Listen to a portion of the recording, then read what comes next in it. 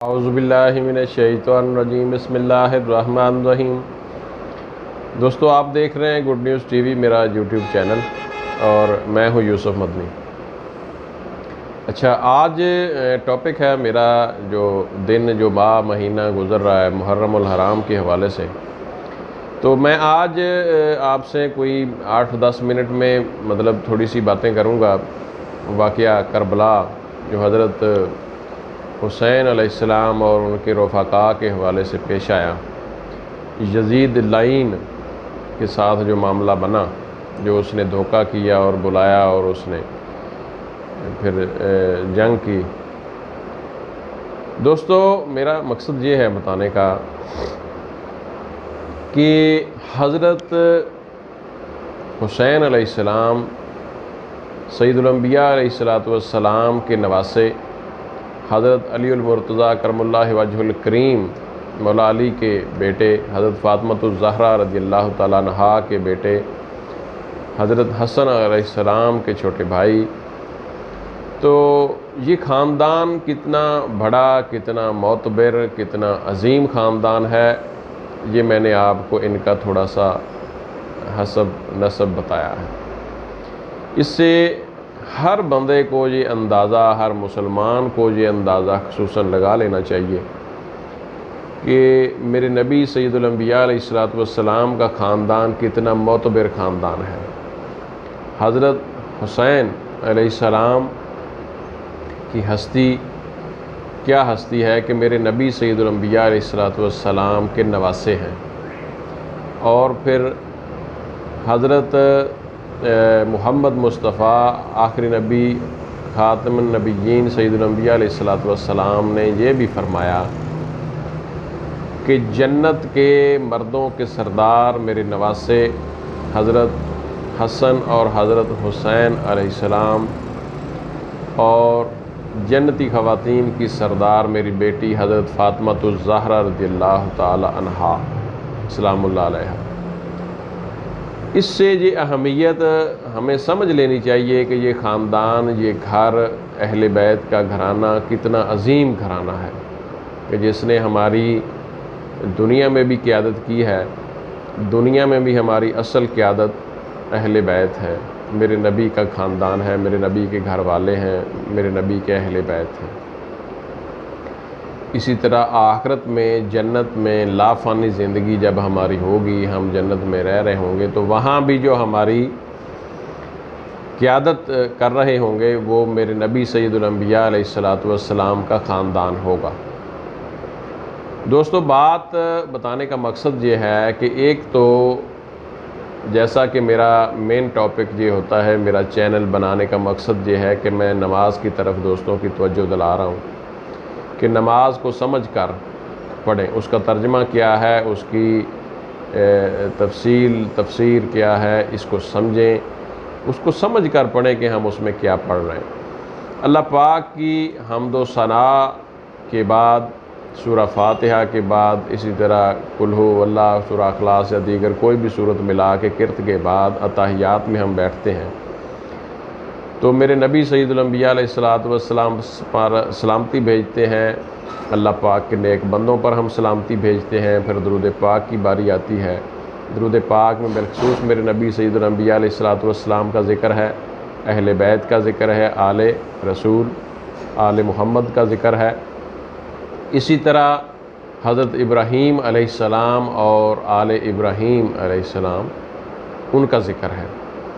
दोस्तों, मकसद ये है, बात मैं ये समझाना चाहता हूँ कि हम जिसको एक अज़ीम इबादत समझते हैं, कहते हैं नमाज, यानी इस पे कोई इख्तलाफ नहीं है कि नमाज बहुत बेहतरीन इबादत है मुसलमानों के लिए।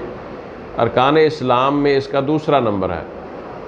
5 अरकान इस्लाम में दूसरा नंबर नमाज का है। नमाज बदनी इबादत भी इसको समझा जाता है, हम बदनी इबादत कहते हैं इसको, और बड़ी अहम इबादत है जिसका क़यामत के दिन पहला हिस्सा, पहला सवाल भी हम लोग जानते हैं कि इसका होगा। अब बहुत सारे हर मसलक के उलमा इस पे मुतफ़िक़ हैं। अल्लाह करे ये हम तो माड़े बंदे हैं, हमसे सवाल ना हो, लेकिन जो कहते हैं कि इसका सवाल होगा वो ज़रा गौर कर लें कि जब इसका सवाल होगा तो फिर इसमें जिन लोगों का, जिन हस्तियों का ज़िक्र है, अल्लाह पाक की हम्दो सना, उसकी वहदानियत के बाद, उसकी तारीफ़ों के बाद, उसकी मलकियत, यौम क़यामत की मलकियत के बाद, अल्लाह पाक की सिफ़ात के बाद जो ज़िक्र आता है मेरे नबी सैयदुल अंबिया अलैहिस्सलातु वस्सलाम के घर का, मेरे नबी के अहले बैत का, बाप दादा हज़रत इब्राहीम अलैहिस्सलाम का, तो मैं ये समझाना चाहता हूँ कि इनसे प्यार करना बहुत ज़रूरी है। साइड तब्दील करें। मैं ये बात को वाक़या करबला के साथ जोड़ना चाहता हूँ कि वाक़या करबला जब हुआ, जिसको आज हम हज़रत हुर कहते हैं, हज़रत हुर जो पहले हुर थे वो यजीद की फ़ौज में शामिल थे, या मतलब वो उसकी क़ियादत कर रहे थे, लेकिन एक बहुत बड़े वो सिपाही थे जिन्होंने कोई 8 दिन या 9 दिन भी आता है कि जिन्होंने उस तरफ यजीद की फ़ौज में शमूलियत इख्तियार करते हुए, यानी उधर पहले वो शामिल था, उधर शामिल होते हुए उसने अहले बैत के साथ मेरे नबी सैयदुल अंबिया अलैहिस्सलातु वस्सलाम के नवासे हज़रत हुसैन अलैहिस्सलाम के साथ जंग की, या उनकी फ़ैमिली के साथ जंग की। आखिरी दिन मैं ये नुक्ता समझाना चाहता हूँ कि आखिरी दिन, या मतलब जिस दिन वो उसकी शहादत होती है, उसने साइड को तब्दील किया है। उसने यजीद की साइड को छोड़कर हुसैन अलैहिस्सलाम की साइड को अपनाया है। उसने पासा तब्दील किया है। दोस्तों, मेरी बात को समझने की कोशिश करना, जो मैं समझाना चाह रहा हूँ कि ये मेरे नबी सैयदुल अंबिया अलैहिस्सलातु वस्सलाम के घर का, मेरे नबी सैयदुल अंबिया अलैहिस्सलातु वस्सलाम के नवासे का या नवासों का मुकाम है कि एक बंदे की कोई बैकग्राउंड नहीं है, वो यजीद लाइन की तरफ से लड़ रहा है, लेकिन ऐन मौका के ऊपर वो हुसैन अलैहिस्सलाम से मुकालमा करता है कि जी मुझे जन्नत मिल सकती है। तो ये डॉक्टर ताहिरुल कादरी साहब फरमा चुके हैं कि उसने कहा, आपने कहा जी हाँ मिल सकती है। और इसी तरह हज़रत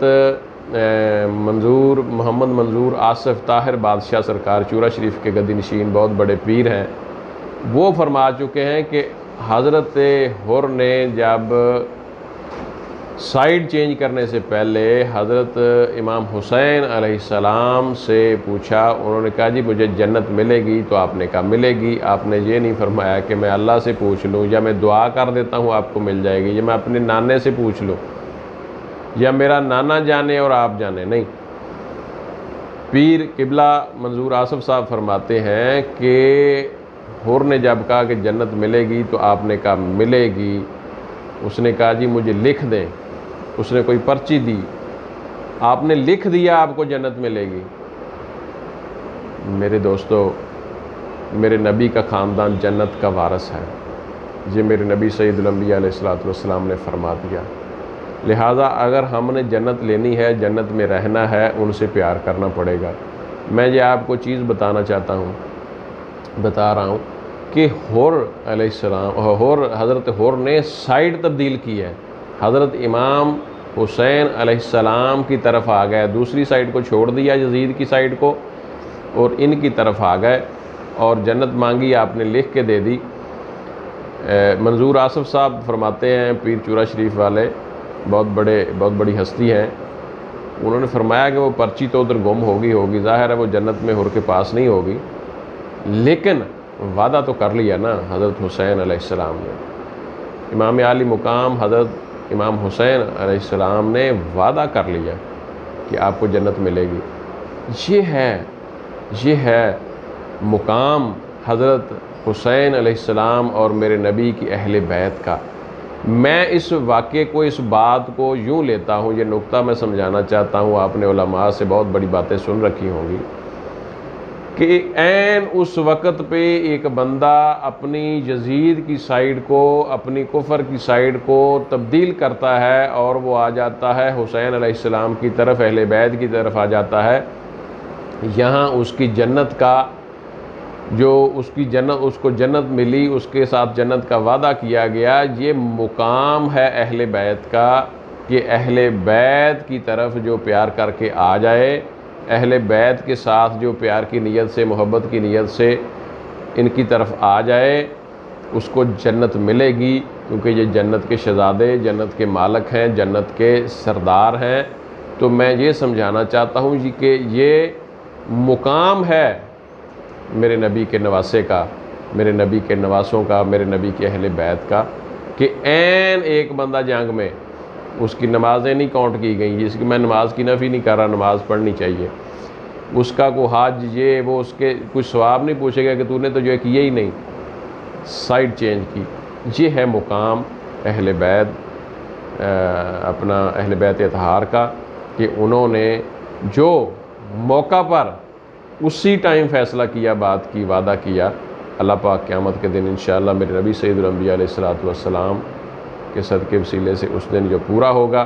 तो मैं आपको ये समझाना चाहता हूँ कि हम ये सोच लें कि हम अगर जन्नत में जाना चाहते हैं तो अपने नबी सैयदुल अंबिया अलैहिस्सलातु वस्सलाम की अहले बैत से, उनके नवासों से, उनकी औलाद से हमें कितना कैसे प्यार करना पड़ेगा, हमें यजीदियत छोड़ना पड़ेगी, हुसैनियत अपनाना पड़ेगी। दोस्तों, मैं वाक़या करबला के ऊपर बहुत ज़्यादा डिटेल बयान नहीं करना चाहता, क्योंकि टाइम थोड़ा होता है, वीडियो छोटी होती है। तो मैं आपको एक नुक्ता समझाना चाहता हूँ कि वो कुर्बानियाँ दी, जुल्म हुए आपके साथ, आपके ख़ानदान के साथ, 72 लोगों की कुर्बानी दी, ये भी मुकाम है मेरे नबी के ख़ानदान का। यानी 72 कुर्बानियाँ देना, करबला में बच्चे बच्चे तक कुर्बान कर देना, ये अहले बैत का मुकाम है। मेरे आपके किसी और ख़ानदान से जो कुर्बानी होती तो हम आज बहुत बड़ी बढ़ के मारते, लेकिन ये हम नहीं दे सकते थे और ना ऐसा हो सकता था। ये मेरे नबी के ख़ानदान का मुकाम है कि इतनी बड़ी कुर्बानी दी और ये मुकाम पाया। और वहाँ पर ये भी बताया कि हम जो फ़ैसला करें, वो जो हमारा फ़ैसला होगा इंशाअल्लाह वो अल्लाह पाक को भी कबूल होगा। तो मैं आपसे ये कहना चाहूँगा कि आप हर मुकाम पर, नमाज में, हर जगह पे अहले बैत से प्यार करें, हर जगह पे अहले बैत को ज़हन में रखें, हर जगह पर हुसैनियत अपनाएं, हर जगह पर हुसैन की तरफ देखें, सोचें और यजीदियत पर लानत भेजें। यजीद कभी भी हक पर नहीं हो सकता। हुसैनियत ज़िंदाबाद।